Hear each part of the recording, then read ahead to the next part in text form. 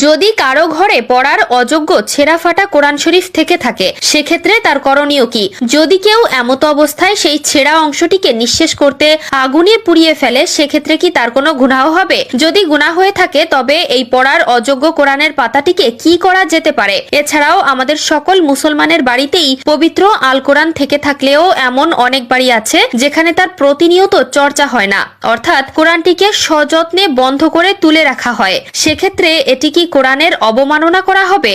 এর জন্য কি সেই পরিবারের উপর কোনো আযাব নেমে আসবে? প্রিয় দর্শক, আজকের এই ভিডিওটি প্রত্যেকটি মুসলিম ব্যক্তির জন্য গুরুত্বপূর্ণ, কাজেই ভিডিওটিকে ভুলেও এড়িয়ে যাবেন না। হয়তো এই ভিডিওটিতে আলোচনা করা বিষয়বস্তুটি আপনি বা আপনার পরিবারের যে কেউই করতে পারেন, তাই অবশ্যই ভিডিওটি শেষ পর্যন্ত দেখুন এবং এই সম্পর্কে অন্যদেরকে জানাতে ভিডিওটি তাদের কাছে শেয়ার করে দিন। এছাড়াও আপনার ঘরে যদি প্রতিনিয়ত কোরআন তেলাওয়াতের অভ্যাস যে কারোর থেকে থাকে তবে অবশ্যই কমেন্ট